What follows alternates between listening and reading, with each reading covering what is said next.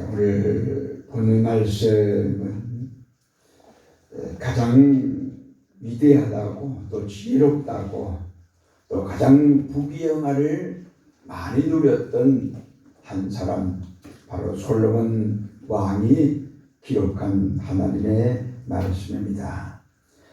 오늘 보는 말씀을 얻은 신학자들은 선택된 백성을 위한 하나님의 사랑을 이야기하기 위한 하나의 비유라고 하기도 했고, 또 다른 신학자들은 남녀 간에 일어나는 실제적인 사랑에 대한 이야기다라고 했습니다. 둘 다 맞는 이야기입니다마는 이 아가서는 무엇보다도 먼저 한 여자에 대한 한 남자의 사랑을 그린 모든 사랑 놀이를 모아 놓은 것이다 라는 이야기입니다. 그러한 인간의 사랑 이야기는 그의 백성에 대한 하나님의 사랑을 묘사하는 비유로 성격이 되어져 있습니다. 이 아가서가 성경 66권 안에 채택이 된 이유가 바로 거기에 있습니다. 본문은 오늘 우리에게 순수한 사랑, 때묻지 않은 사랑에는 무엇이 필요한지 그 주요 내용에 대한 의미를 우리에게 말씀을 해주고 있습니다.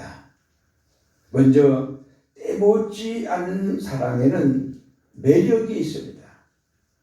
2절에 보면 여자들 중에 내 사랑은 가시나무 가운데 백합화 같구나 라고 했습니다. 본문의 여인은 그 남자에게 특별히 매력이 있어 보였습니다. 심리학자들은 이러한 현상을 후광효과라는 그런 말로 표현을 합니다. 후광효과라고 하는 말은 우리가 다른 사람에 대하여 어떤 느낌을 가질 때 그 느낌은 그의 능력과 특징에 대한 우리의 평가에 의해서 영향으로 받는다고 하는 그런 의미를 어려운 말로 한 말입니다. 한 남자가 한 여자를 사랑한다면 그 남자는 그를 사랑하지 않을 때보다도 그녀를 더 똑똑하고 아름답고 멋있게 생각한다는 이야기입니다.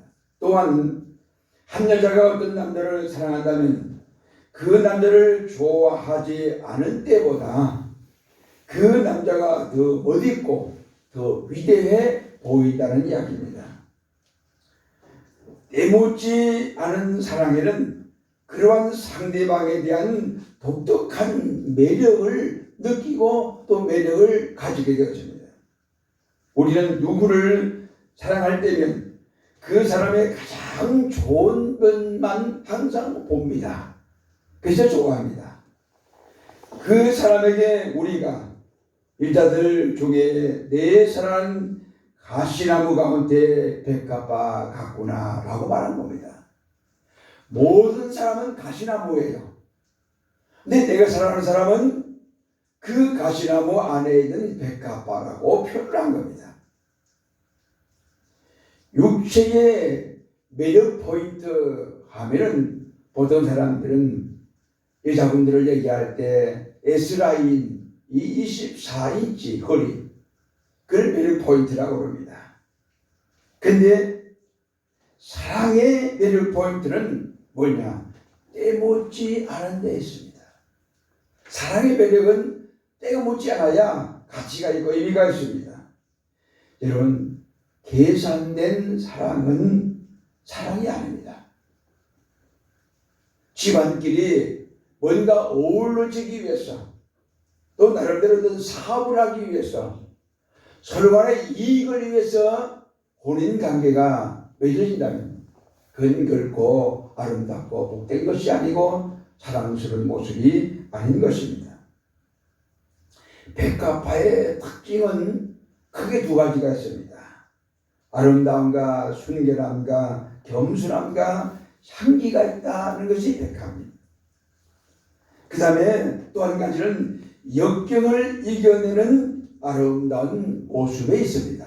이 두 가지가 백합화의 참 아름다운 특징이라고 볼 수가 있습니다.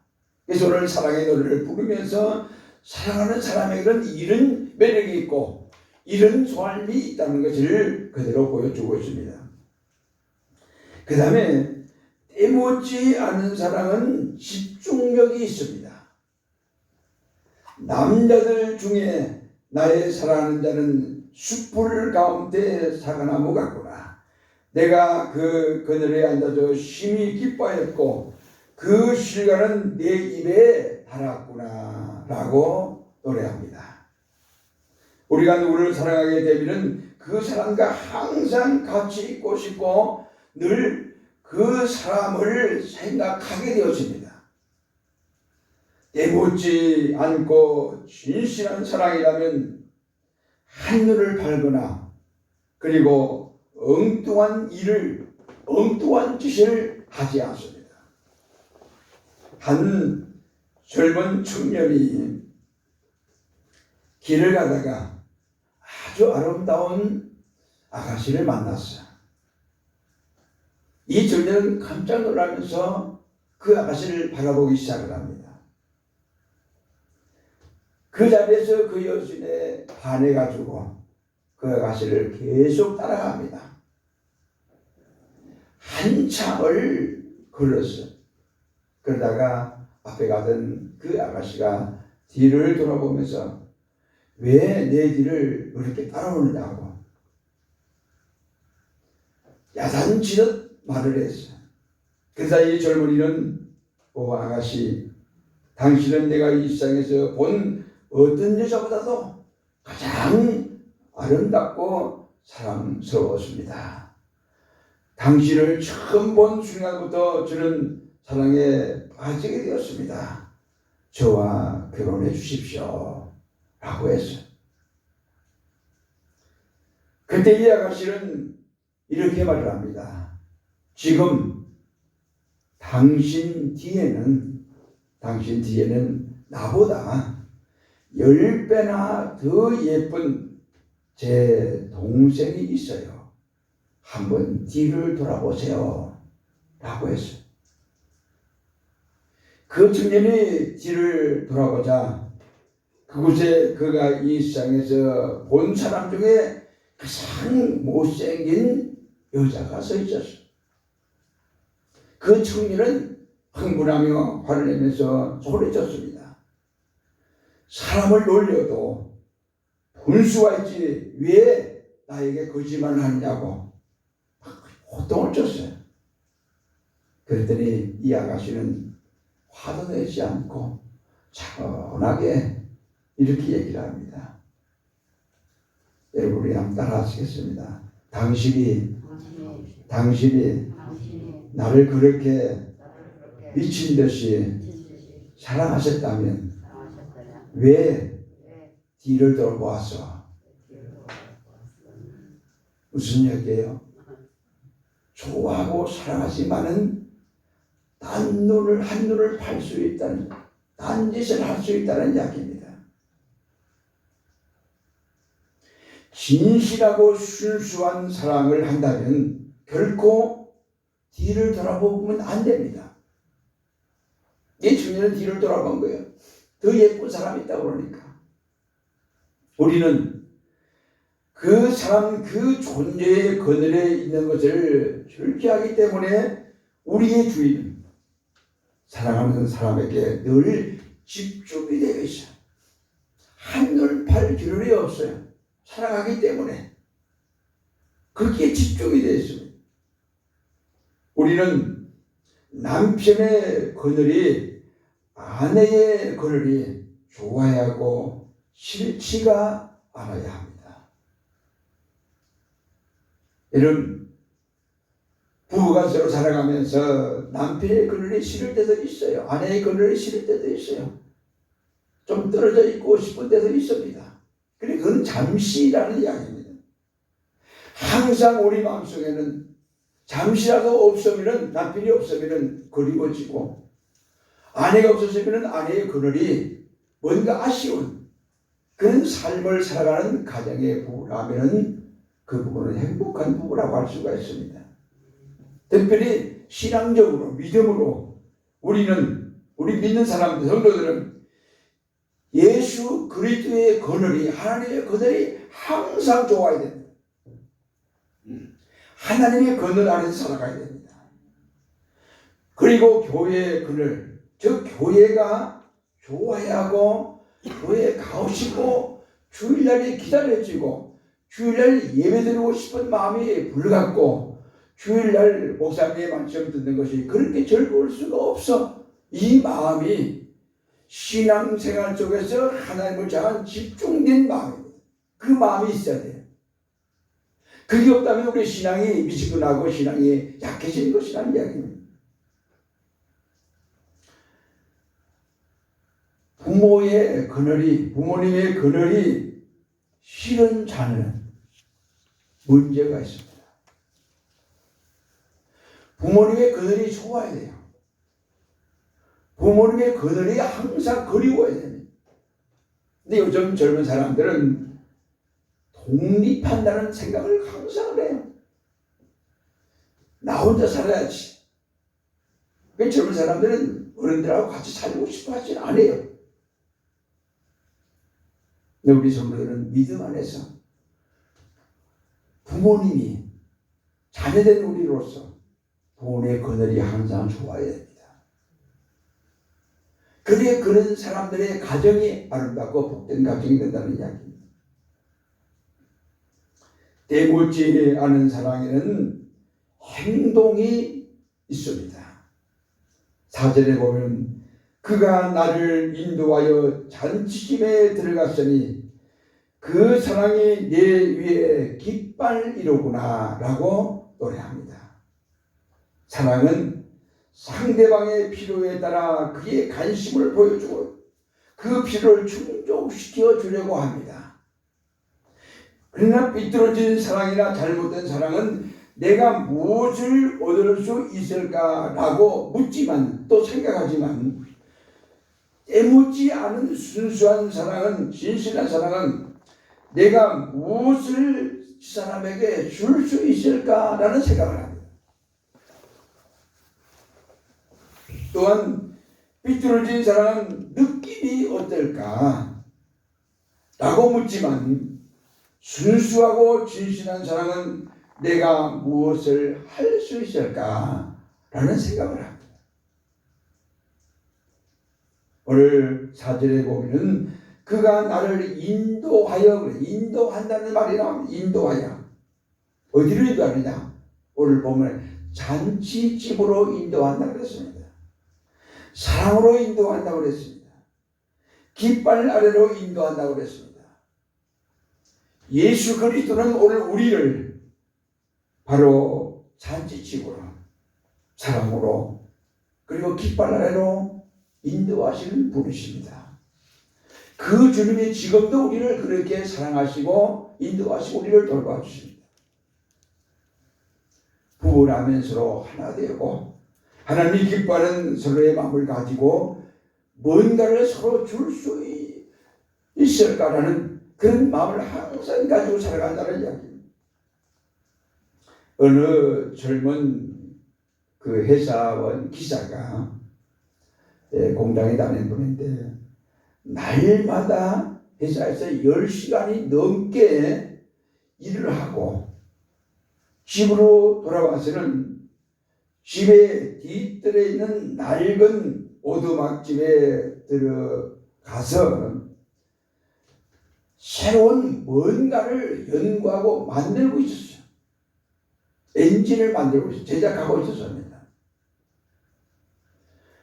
하루 10시간 넘게 회사에서 일을 하고 집에 들어와서도 밤도 제대로 자지 못하고 잠도 제대로 자지 못하고 계속해서 조그마한 오두막 같은 그런 그 집에서 뭔가를 열심히 연구하고 있습니다.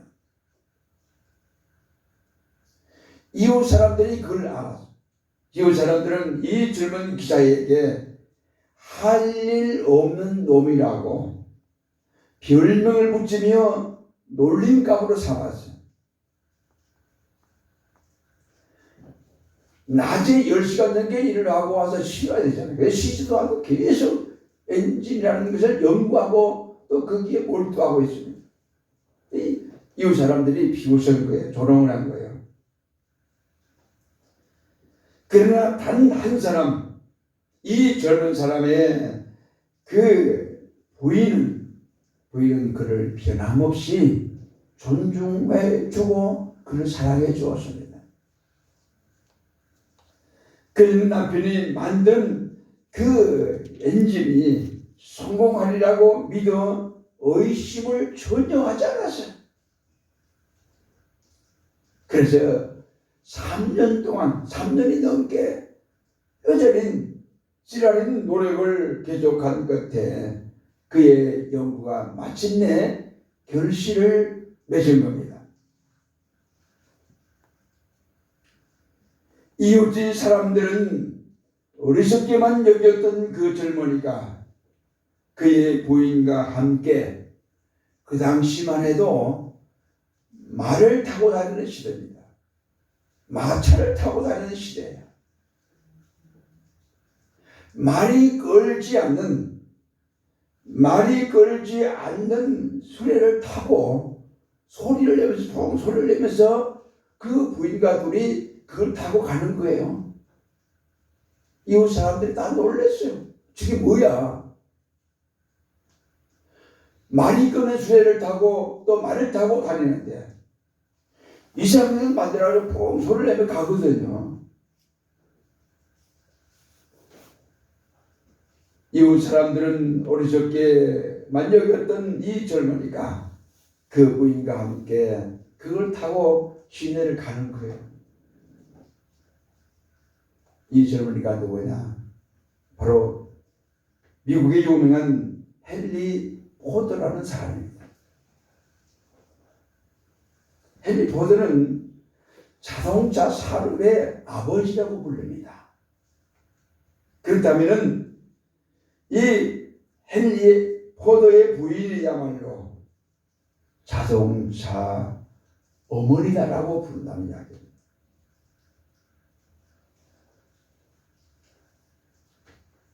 아무리 이 사람들이 뭐라고 해도 이 포드의 부인만큼은 남편이 하는 일을 계속 도와주고 격려해주고 힘을 주고 사랑해주고 했어요. 그가 기자들이 질문했어요. 다음에 다시 세상에 태어나면 무엇이 되고 싶으냐? 라고 물었어요. 무엇이 되고 싶습니까? 라고 물었어요. 그때 이 헨리 포드는 내 아내와 같이 있을 수만 있다면 무엇으로 태어나든지 나는 개의치 않습니다. 라고 하는 이야기를 했습니다. 이런 자동차 산업의 아버지, 최초의 엔진을 통해서 달릴 수 있는 차를 만든 사람, 이 포드라는 유명한 사람, 그는 자기 부인과 함께 평생을 행복하게 사는 모범적인 부부가 되었다는 이야기입니다. 여러분, 서로 사랑한다면, 애모지 않은 사랑이라면 서로를 위해서 행동을 합니다. 말만이 아니고 행동으로 옮깁니다. 여러분, 사랑이란 무엇입니까? 세 가지 증거를 보면 알 수가 있습니다. 말씀드린 대로 순수한 사랑에는 매력이 있어요. 다른 사람이 보았을 때는 그렇게 좋아할 게 아무것도 없어요. 근데 그렇게 좋을 수가 없어요. 항상 좋아요. 보면 좋아요. 그리고 그런 사람에게는 항상 집중을 합니다. 때묻지 사람은 집중을 해요. 주변 살피지 않아요. 엉뚱한 길로 가지 않습니다. 엉뚱한 짓을 하지 않아요. 그리고 행동을 합니다. 행동을 옮겨요. 쓸데없는 감상이 결코 아닙니다. 하나님은 우리를 사랑하셔서 매력도 없는 우리에게 집중하셨습니다. 독생자 예수 그리스도를 우리 위해서 보내주셔서 행동을 하셨습니다. 넘치는 사랑 가운데 살도록 우리를 하나님의 사랑의 품 안에 품어주셨습니다. 할렐루야. 하나님의 사랑을 받은 우리들은 무엇보다도 그리스도 안에서 부부간이나 온 가족간에 감상적인 것이 아닌 순수하고 진실하게 서로 사랑하며 행복하게 아름다운 삶을 살아가는 주님의 사랑받는 성도의 가정이 되어야 할 줄로 믿습니다. 오늘 본문에 이 아가스를 기록한 솔로몬이 그런 사랑을 한 겁니다. 그 사랑 가운데 있었기에 솔로몬은 누구도 기록할 수 없는 이 아가스라고 하는 특별한 사랑의 의미를 기록한 거예요. 여러분, 아가스를 읽어보잖아요. 아가스를 읽어보면 우리 한국 사람들이 동양 예의치국에 사는 사람이라면 건너뛰고 싶은 구절이 많아요. 보면요, 읽고 싶지 않는 그런 구절이 있어요. 근데 솔로몬은 그걸 그대로 표현한 거예요. 얼마나 사랑했기에, 얼마나 좋아했기에, 얼마나 매력있기에, 얼마나 집중했기에, 얼마나 행동으로 옮기고 싶었기에 그런 사랑을 했을까. 여러분, 부부도 그렇고 가족 간에도 그렇고 우리 모든 성도들이 예수 그리스도 안에서 때묻지 않은 사랑으로 하나가 되는 우리 모두가 되시기를 주의 이름으로 축복합니다. 기도하겠습니다.